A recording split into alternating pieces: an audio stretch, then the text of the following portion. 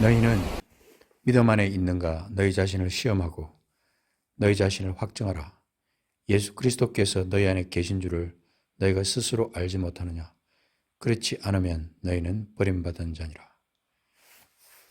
요한복음 이 말씀이 우리에게 특별히 14장부터 쭉 연결돼서 15장으로 이어지고 16장까지 이어지는 그런 맥락이 있습니다. 그래서 오늘 이 15장 거기 5절부터 좀 주보에는 7절 되어 있는데 5절, 6절, 7절, 8절까지 같이 읽겠습니다. 5절부터 8절까지요. 같이 시작. 나는 포도나무요 너희는 가지라. 그가 내 안에 내가 그 안에 거하면 사람이 열매를 많이 맺나니 나를 떠나서는 너희가 아무것도 할 수 없음이라. 사람이 내 안에 거하지 아니하면 다 가지처럼 밖에 버려져 마르나니 사람들이 그것을 모아다가 불에 던져 사르느니라. 너희가 내 안에 거하고 내 말이 너희 안에 거하면 무엇이든지 원하는 대로 구하라. 그리하면 이루리라. 너희가 열매를 많이 맺으면 내 아버지께서 영광을 받으실 것이요 너희는 내 제자가 하리라. 아멘. 잠깐 한번 말씀을 위해서 기도하겠습니다. 성령님, 이 시간 말씀을 저에게 주셨습니다. 이 종을 통하여 주님께서 전하라고 주신 이 말씀이 생명의 말씀으로 우리에게 전달되기를 원합니다. 겸손하게 말씀을 받고 이 말씀 앞에 순종하는 마음으로 또 살아서 이 말씀의 열매가 우리 삶 속에 맺히게 하옵소서. 성령님 이 시간 우리를 사로잡아 주십시오. 우리에게 하늘의 신령한 지혜로 충만하게 하십시오. 깨닫는 지혜로 충만하게 하십시오. 결단하는 영으로 혼으로 함께하여 주옵소서. 예수 그리스도의 이름으로 기도합니다. 아멘.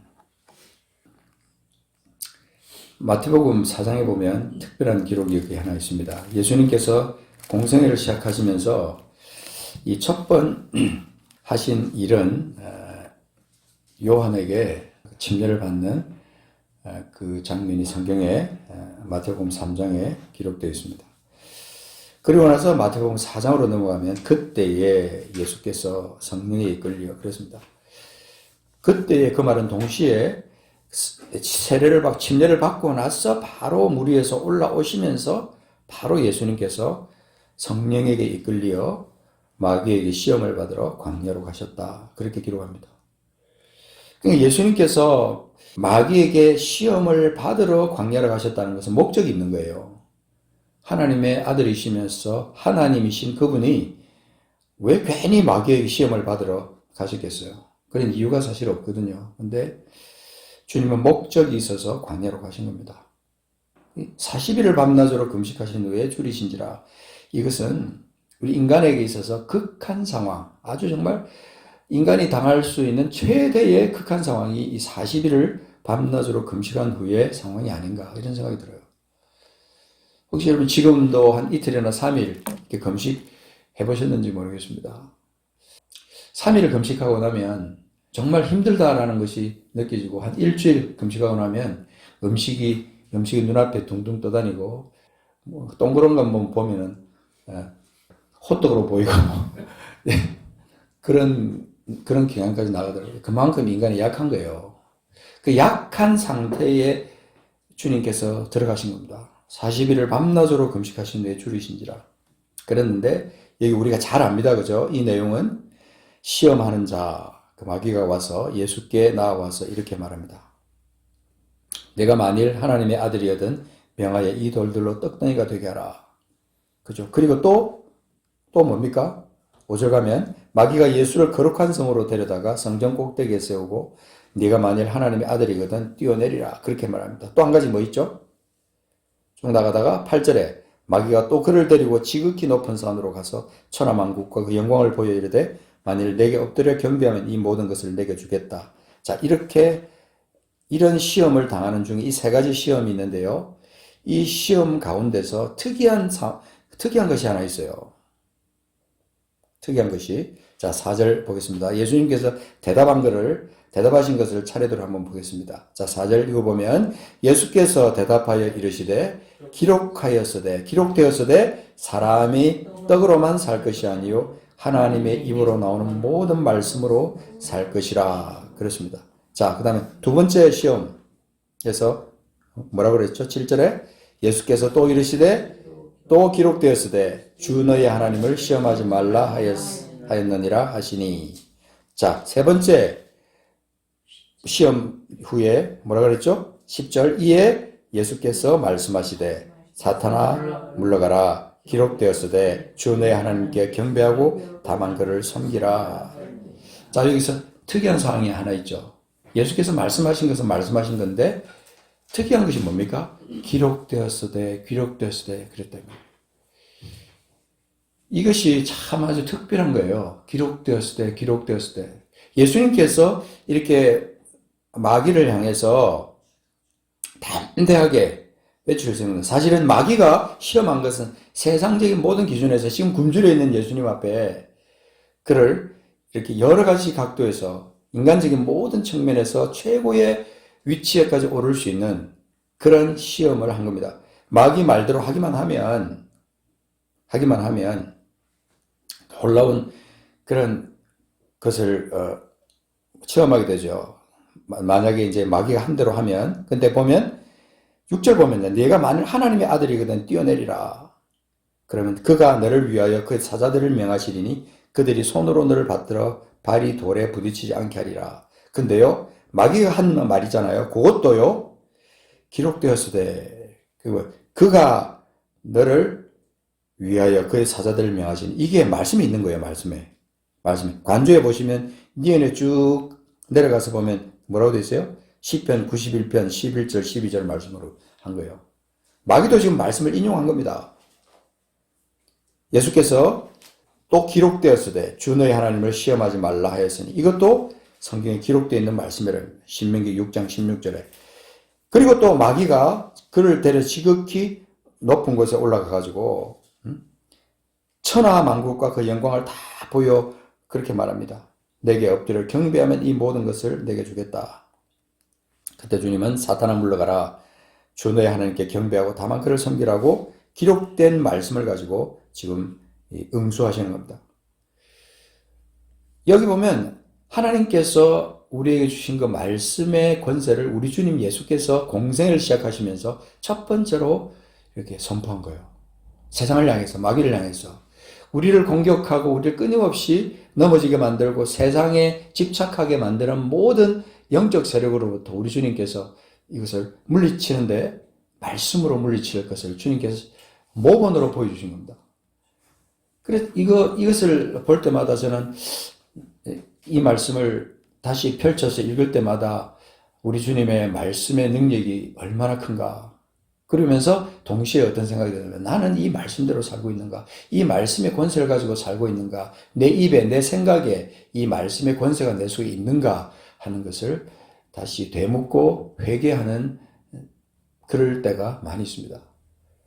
우리가 주님을 믿는다고 할 때 무엇을 믿습니까? 첫 번째로 내 영혼이 주님 안에서 구원받았다는 사실을 믿는 겁니다.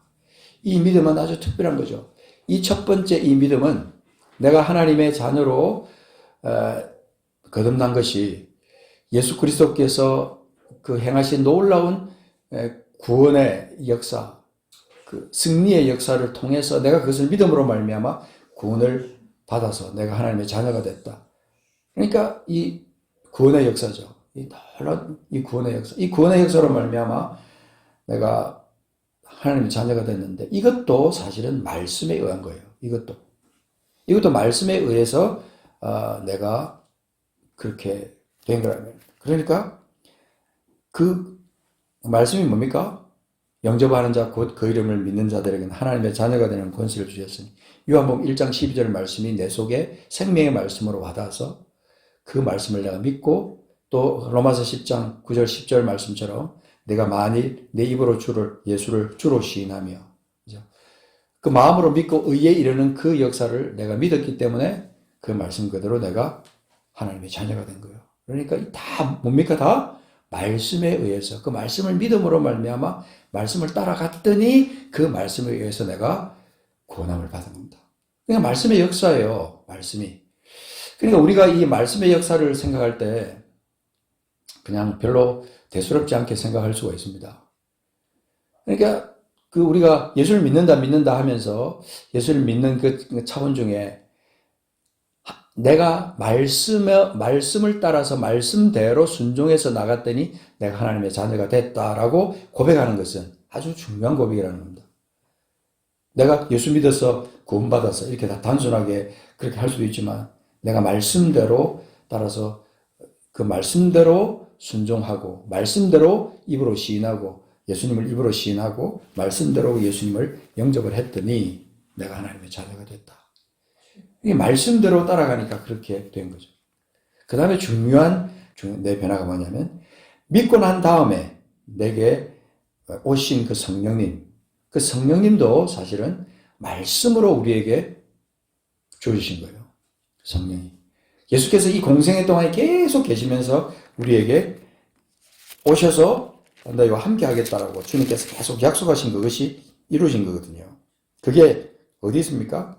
요한복음 16장에 아까 우리 읽었던 본문 말씀 요한복음 15장 바로 뒤에 보면 15장 마지막 절에 보면 26, 27절에 보면 내가 아버지께로부터 너희에게 보낼 보혜사 곧 아버지께로부터 나오시는 진리의 성령이 오실 때에 그가 나를 증언하실 것이요 너희도 처음부터 나와 함께 있었으므로 증언하느니라 그렇게 말합니다.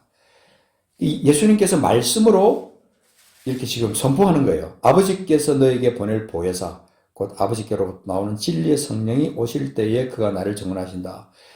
이 말은 뭡니까? 성령이 오셔서 예수님을 증언한다 이 말입니다. 예수님을 내 안에서. 그러니까 우리가 믿음을 가진다는 것 중에 내가 구원받았다는 그 첫 번째 믿음도 있지만 두 번째 믿음은 성령이 나와 함께 계신다는 이 소중한 믿음인 거예요. 이 믿음의 차원은 굉장히 높은 겁니다.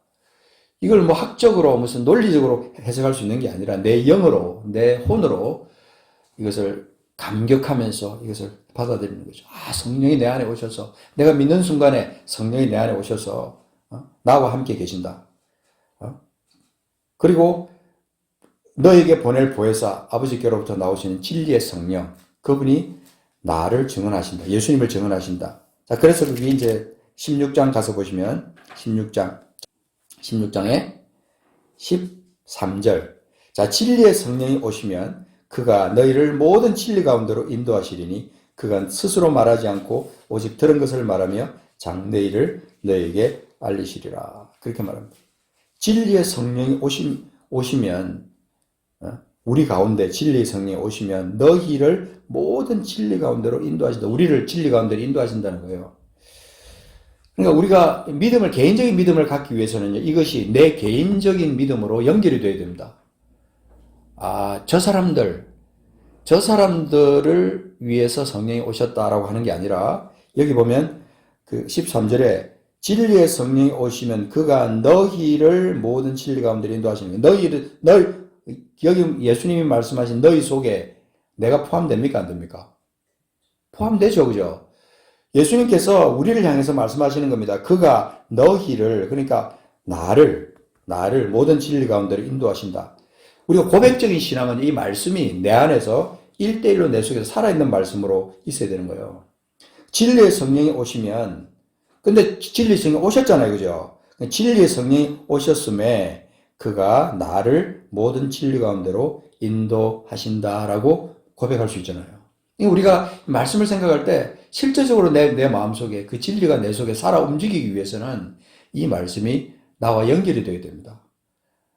그때 당시에 전해진 그 말씀, 2000년 전에 전해진 그 말씀이 아니라 지금 살아계신 그 말씀이 성령과 함께 내 안에서 역사하는 거예요. 이런 실체적인 우리가 믿음을 갖게 되면요.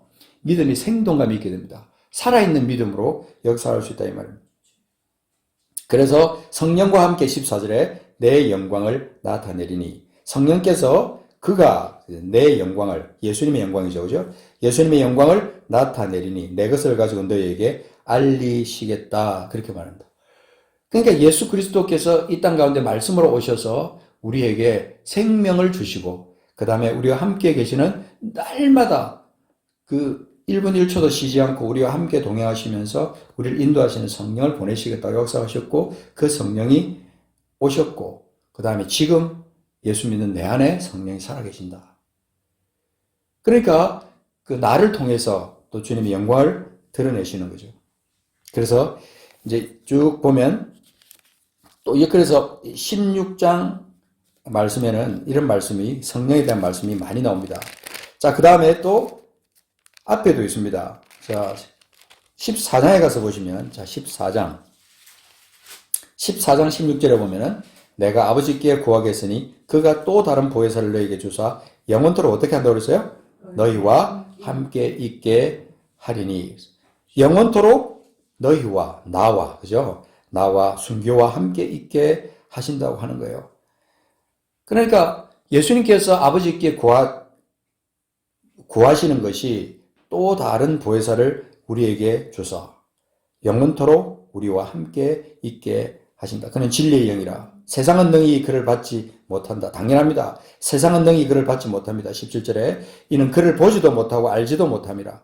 그러나 너희는 어떻게 한다고 그랬어요? 그를 아나니 그는 너희와 함께 거하시며 또 너희 속에 계시겠습니다. 그렇게 말합니다. 고아와 같이 버려두지 않고 그분과 함께 우리가 동행하면서 주님의 뜻을 알고 주님의 영광 가운데 참여하도록 하시는 거예요. 이 믿음이 우리 속에 있다는 겁니다. 너무 소중하지 않습니까? 이 믿음을 내가 가지고 있다는 것은 정말 소중하고 특권이고 감사할 일이죠. 너무너무 감사할 일이죠. 그래서 우리가 이 믿음 가운데 있다는 것은 성령이 나와 함께 동행하신다는 것을 믿는 겁니다. 우리가 예수 믿는 것은 피상적인 것이 아닙니다. 사변적인 게 아닙니다. 그 논리적으로 끝나는 게 지식적으로 끝나는 게 아니고 우리 신앙은 실제적으로 우리를 주님께 가까이 가게 만드는 그런 아주 소중한 것이다. 예수를 믿는다라고 할 때 입술로만 믿을 수도 없어요. 입술로만 믿는 것은 그건 믿는 게 아니죠. 그죠? 그냥 립 서비스로 예수님 나의 구주십니다. 내가 주님 당신 사랑합니다. 라고 고백하고 뭐 눈물 흘리면서 그렇게 한다 그래도 내 속에 깊은 감사가 내 배에서 나오고 내 영으로 충만하여 성령과 함께 동행하면서 주님의 영광을 경험하고 주님의 영광을 나타내는 그런 삶을 우리가 살지 않으면 그것은 믿음 생활이 아닌 겁니다. 믿음 생활은 내가 예수 그리스도 안에서 구원받고 그 다음에 성령과 함께 동행하면서 내 삶을 그렇게 능력으로 살아가는 거죠. 그러니까 이런 오늘 읽은 24장, 15장, 16장에 나오는 이것이 정말 너무 소중하죠. 그래서 16장 마지막 절에 가서 보면 이것을 이루는 것은 그렇게 말해요. 16장 마지막 절에 이것을 너에게 이루는 것은 이 말은요. 다 지금 이런 성령에 관련돼서 말씀하고 열매에 관해서 그 다음에 확정에 대해서 이렇게 쭉 말씀하신 이것을 이루는 것은 너희로 내 안에서 평안을 누리게 하려 함이라. 그 다음 읽어볼까요? 세상에서는 너희가 환난을 당하나 담대하라. 내가 세상을 이겼노라. 이렇게 말합니다. 이게 믿음이에요. 이 요한복음 16장 33절에 나오는 이 말씀은요. 우리에게 생명과 같은 말씀이에요. 너희로 내 안에서 평안을 누리게 하려 함이라. 이 평안은 일시적으로 내가 어떤 세상으로 말미암아 얻는 평안이 아니에요. 내 육신이 평안하니까 내가 이 병에 걸리지 않고 내가 아프지 않으니까 평안하다. 내가 좀 돈도 좀 있고 내가 가진 것도 있고 미래를 위해서 충분하게 살 수 있는 것이 있기 때문에 내가 평안하다.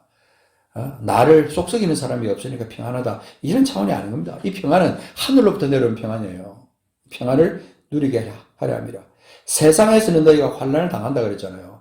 우리가 환난을 당하기 때문에 우리는 사실 평안을 누릴 수 없는 그런 존재일 수 있어요.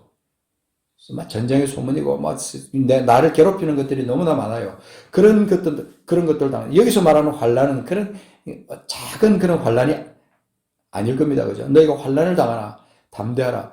정말 어쩌면 죽음까지도 내놓아야 되는 생명까지도 내놓아야 되는 죽기 직전에 그런 어떤 환난까지 우리가 당할 수도 있는데 그런 환난을 당하지만 우리가 가져야 될 것은 뭐냐면 담대하라. 내가 세상을 이겼다. 이겁니다. 이 확정이에요. 담대하라. 내가 세상을 이겼다. 이 확정이 어디에서부터 오느냐? 말씀으로부터 오느냐. 내가 세상을 이겼다. 담대하라. 내가 세상을 이겼노라.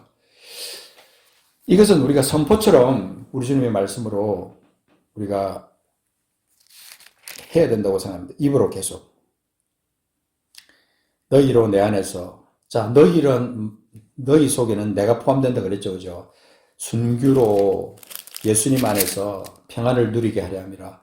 세상에서는 순교가 환난을 당하나 담대하라. 예수님께서 세상을 이겼다. 이런 선포가 우리 입에서 나올 수 있어야 되지 않겠습니까? 믿음은 사변이 아니거든요. 생각으로 그치는 게 아니라 이 말씀을 내가 읽으면서 말씀을 적용하면서 내 입에서 내 영에서 선포가 튀어나와야 되는 거예요. 그래야 아까 이 마태복음 4장에서 예수님께서 말씀으로 마귀를 이겼던 같은 삶을 우리가 살아가는 겁니다.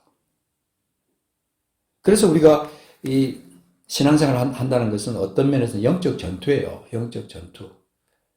내가 적을 죽이지 않으면 내가 죽습니다. 전투의 특성은 그렇잖아요. 내가 상대방을 죽이지 않으면 내가 죽을 수도 있다는 겁니다. 그죠? 내 목숨을 위협하기 때문에.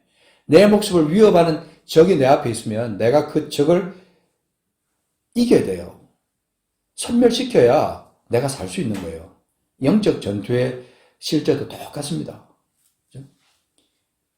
마귀가 우는 사자같이 돌아다니며 삼킬 자를 찾는데 우리는 믿음을 가지고 그것을 대적하는 거예요. 믿음을 가지고. 우리가 세상에 우리가 속한 것이 아닙니다. 우리는 하나님 나라에 속한 사람들이기 때문에 우리는 이 주님의 말씀으로 이 세상을 이길 수 있는 힘이 있습니다. 자, 17장 넘어가서 잠깐 보십시오. 요한복음 17장 보면 17장 15절부터 볼까요? 내가 비옵는 것은 우리 예수님께서 지금 아버지 앞에 기도하신 거예요.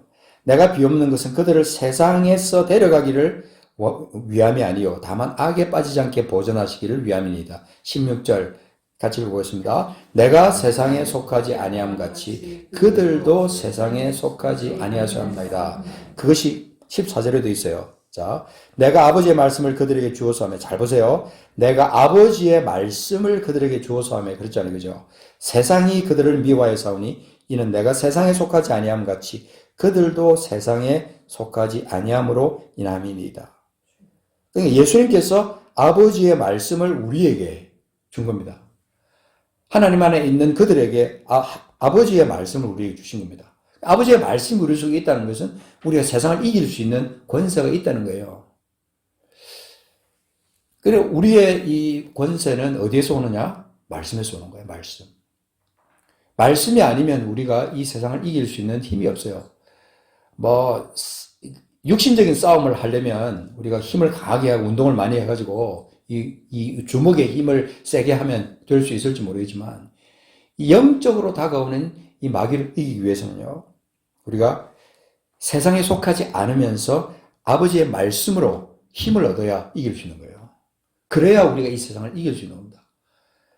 그렇지 않으면 늘 우리가 예수를 믿는다고 하면서도 비실비실해가지고 그냥 툭 건드리면 툭 넘어지는 그런 연약한 존재가 될 수 있다는 거예요. 그래서 하나님의 자녀인데도 이상하게 자녀로서의 권세를 누리지 못하고 그렇게 살아가는 것은 왜 그러냐? 말씀에 힘이 없는 거예요. 말씀의 힘이. 아까 우리가 읽었던 주부에서 읽었던 그 말씀같이 하나님의 말씀은 뭐라고 그랬죠? 살아있다 그랬어요. 살아있고 활력이 있어서 좌우의 날선 어떤 검보다도 예리하여 혼과 영과 및 관절과 골수를 찔러 쪼개게 하지 않는다. 이 말은 혼과 영은 눈에 보이지 않지만요. 관절과 골수는 눈에 보이는 부분이에요. 이 관절과 골수를 찔러 쪼개기까지 하며 마음의 생각과 뜻을 판단하느니. 그러니까 관절과 골수를 찔러 쪼개기까지 한다는 것은 완전히 이건 우리 육체까지도 어쩌면 수술할 수 있는 힘이 우리 속에 있다는 걸 말하는 거예요. 그래서 신유 사역을 말씀하시는 분들은 이 히브리서 4장 12절 말씀을 들어서 관절과 골수를 찔러 쪼개기까지 하는 하나님 말씀을 의지하면 우리가 신유를 경험할 수 있다. 육체의 고침 이것을 우리가 경험할 수 있다. 이렇게 또 가르치는 분도 계십니다. 어쨌든 우리는요, 이 말씀의 권세가 우리 속에 있다는 것을 말씀하고 있는 거예요.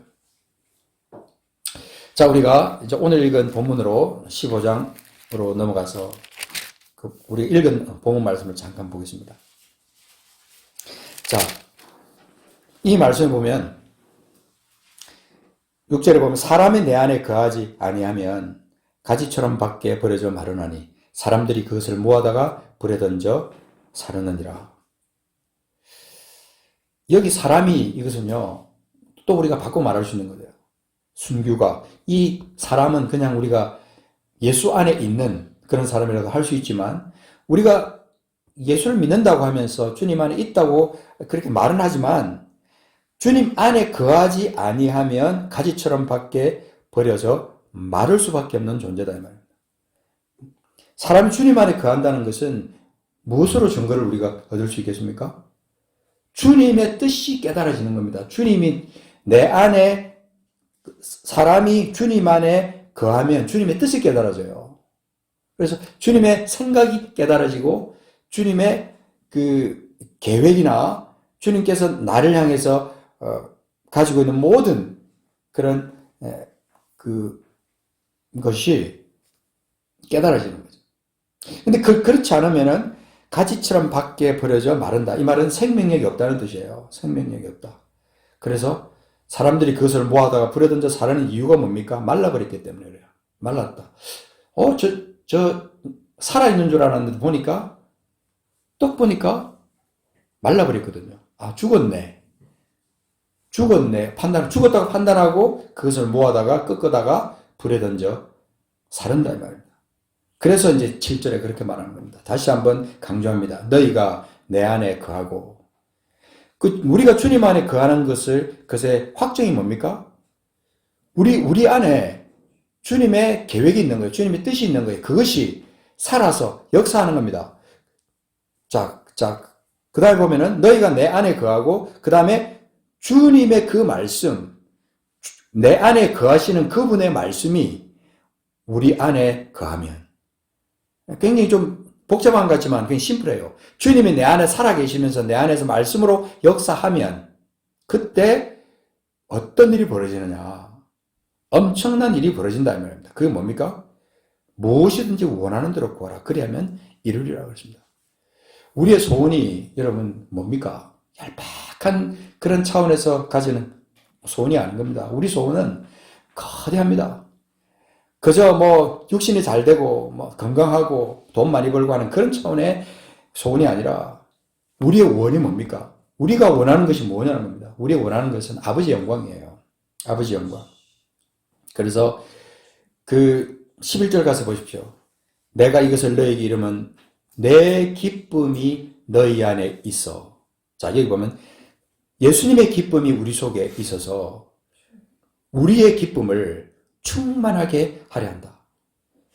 그죠? 예수님의 기쁨이 내 안에 있어서, 너희 안은 내 안에 있는 건 마찬가지잖아요. 예수님의 기쁨이 내 안에 있어서, 순교 안에 있어서 순교의 기쁨을 충만하게 하려 함이라. 그 말이에요. 우리가 말씀을 볼 때 이 말씀의 실체가 누구냐? 결국 이 말씀의 수혜자가 누구냐? 이 말씀을 통해서 은혜를 받고 그 다음에 열매를 나타내야 되는 그런 존재가 누구냐? 바로 나라는 겁니다. 나라는 겁니다. 그래서 8절에 열매를 한다는 거 나오죠. 너희가 열매를 많이 맺으면 아버지께서 영광을 받으실 것이요. 그 다음에 너희는 내 제자가 되리라. 이것도 우리가 바꿔서 너희가 순교가 열매를 많이 맺으면 예수님의 아버지께서, 하나님께서 영광을 받으실 것이요. 순교는 예수님의 제자가 된다는 겁니다. 우리가 열매라는 것은 이거는요, 결과입니다. 결과. 그죠? 결과. 내 삶에서 결과가 무엇으로 나타나느냐? 내가 주님 안에 거하고 주님의 말씀이 내 안에 거하게 될 때, 그때 열매가 나타나는 거예요. 내가 구하는 그걸 통해서 열매가 나타나는데, 여러분이 그 구하는 그것이 그냥 육신적인 구함이겠어요? 아니랍니다. 주님이 내 안에 있는데 내가 구하는 그것이 그냥 그저 먹고 사는 것, 그걸 구하겠어요? 그거는 주님이 다 하시는 거예요.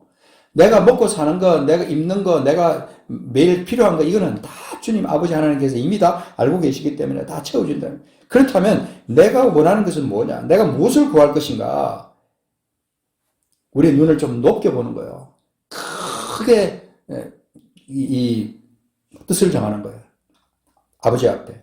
그래서 아버지 앞에 큰 것을 구하면 주님께서 이루신다. 내 안에서. 그래야 영광을 받으시죠. 8절에 너희가 열매를 많이 맺으면 내 아버지께서 영광을 받으신다. 아버지께 영광이 되지 못하는 삶을 살면서 그런 열매를 맺으면서 어떻게 8절 마지막에 있는 것처럼 예수님의 제자라고 말할 수가 있느냐 이 말입니다. 너희가 내 제자가 될 것이다.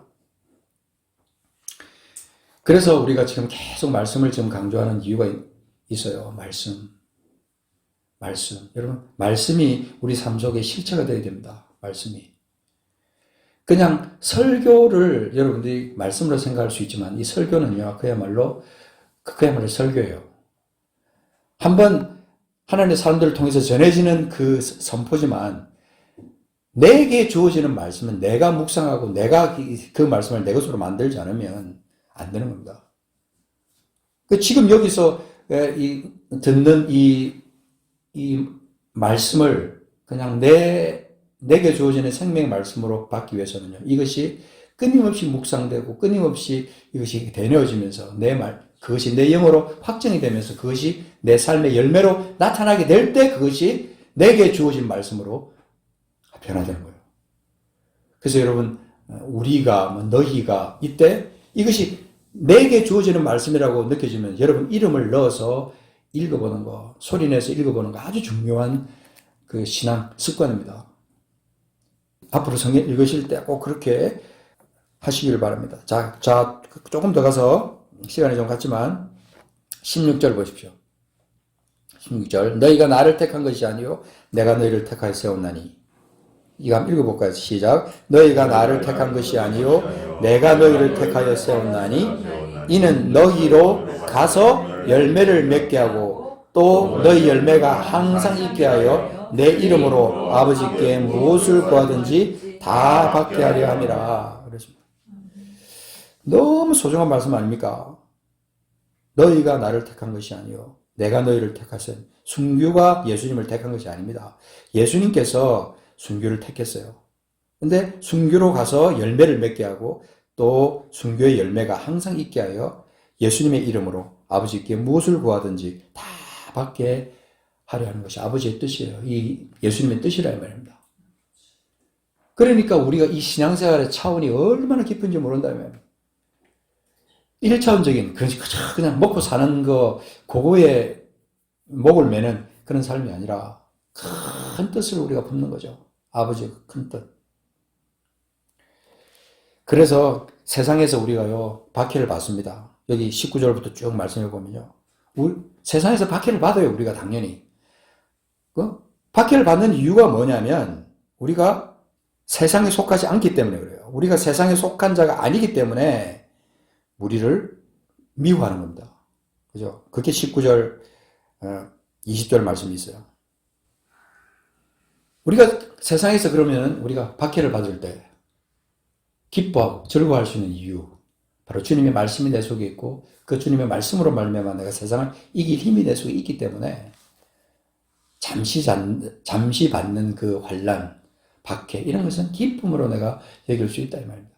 이게 믿는 자의 숨은 비밀이에요. 세상 사람들은 몰라요. 그리고 종교적인 사람들이 이건 몰라요. 그냥 예수 그리스도를 축복의 통로로 생각하는 사람, 그냥 육신적인 축복의 통로로 생각하는 사람은 알 수 없는 비밀입니다. 성령이 우리와 함께 계실 때 우리가 이런 풍성한 복을 받을 수 있는 거예요. 그때 우리가 이런 차원이 높은 삶을 사는 거예요. 환난을 당하든 핍박을 당하든 우리가 정말 죽을 임지에 처해 있다 할지라도 내가 죽는 게 대수입니까? 언젠간 한 번은 죽을 텐데 예수를 위해서 내가 그 목숨을 잃는다면 영광스러운 순교 자리에 나가는 거예요. 하나님 나라에서 우리가 구하는 것이 차원이 달라야 믿는 사람과 내가 다르다 이렇게 말하는 거죠. 우리가 믿는다라고 말할 때 믿음의 차원은 이런 차원인 겁니다. 요한계시록에 보면 두루마리가 나오잖아요. 두루마리. 그죠? 요한계시록에 두루마리. 요한계시록 10장 가면은 이 두루마리가 나오는데 이거 받아 먹어라 그랬어요. 요한 보고 받아 먹어라.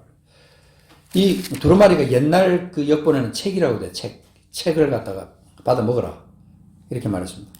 근데 이게 이 두루마리라는 것은 말씀 자체예요. 말씀이 기록되어 있는 통으로 된 그 책이에요. 그것을 받아 먹으라는 거예요. 저는 이 말씀의 깊이를 생각할 때마다 그렇구나. 말씀을 받아 먹으라. 이것이 입에는 달다. 근데 내 속에 들어가면 쓰다. 이런 어떤 영적 깊이를 우리가 좀 더 묵상해서 내게 주어지는 그 하나님의 말씀의 깊이는 도대체 뭔가?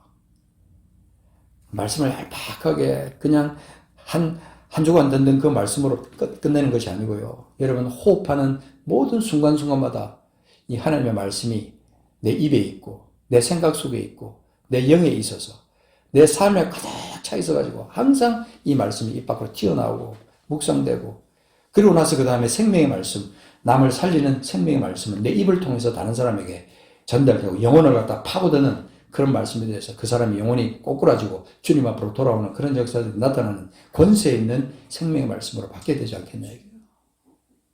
마귀가 그렇게 예수님을 시험해도 예수님의 기록되었으되 그러면서 하나님의 말씀으로 이렇게 외쳤더니 마귀가 다 물러가고 천사들이 와서 수종되는 그런 현장을 우리가 말씀에서 보는 겁니다. 이게 우리의 삶에서 열매로 나타나야 되는 거죠. 말씀을 통해서 나타나는 이 영적 열매, 풍성한 이 열매, 이것을 보고 하나님이 얼마나 기뻐하시겠어요? 얼마나 영광을 받으시겠나요? 그리고 믿지 않는 사람들은 이것을 보고 두려움으로 주님 앞에 나올 거예요. 저 사람 보니까 뭔가 달라도 달라. 어떻게 달라도 나와는 저렇게 다를 수가 있지. 이런 고백들이 믿지 않는 사람들 속에서 나올 때 그것이 말씀의 열매예요. 말씀을 통해서 우리에게 나타나는 열매라 이 말입니다. 그럴 때는요, 우리가 무엇을 구하든지 아버지께 무엇을 구하든지 다 받습니다. 오늘 이 요한복음 15장 7절 말씀을 생각하면서 그냥 단순히 내가 기도하면 아버지께서 응답해 주신다 그랬다. 뭐든지 다 받는다 그랬다. 그것만 생각하지 마십시오. 그거는요, 사실은 아버지께서 내가 필요한 거 다 아시는 거예요. 그러니까 이 차원이 뭐냐면 아버지 영광을 위해서 큰 것을 구하면 하나님께서 다 들어주시고 열매를 맺게 하신다. 그런 뜻이라는 거예요. 차원이 다르죠, 그죠? 이런 다른 차원의 영적 신앙을 해야 우리 신앙이 하나님께 영광이 되는 거예요. 같이 기도하겠습니다. 우리 삶의 숨은 비밀이 무엇인지 우리 한번 자신을 점검하기를 원합니다. 세상 사람들이 나에게 묻는다면 당신의 비밀을 나에게 말해 주십시오. 당신 속에 뭔가 비밀이 있는 것 같은데 내게 그 비밀을 말해 줄 수 있습니까? 그때 우리가 준비된 영혼으로서 내가 가진 이 비밀은 이런 것입니다 하면서 예수 그리스도 안에서 얻은 생명부터 시작해서 내가 알고 있는 그 놀라운 기쁨, 평안, 생명의 원천을 내가 그 비밀을 그 사람들에게 쏟아낼 수 있는 그런 말씀의 사람들이 되어야 된다는 거예요. 주님은 우리에게 그것을 말씀하고 있습니다. 예수님께서 마귀를 향해서 기록되었을 때 주 너희 하나님을 시험하지 말라. 기록되었을 때 다만 주 하나님만 경배하라. 기록되었을 때 그 말씀을 가지고 기록된 말씀을 가지고 마귀를 향해서 외쳤던 것처럼 우리가 정말 이 하나님의 말씀 안에서 온전히 자신을 무장하고 그래서 하나님 앞에 영광 돌리는 열매 맺는 삶 살게 되기를 원합니다. 같이 한번 합심해서 기도하겠습니다.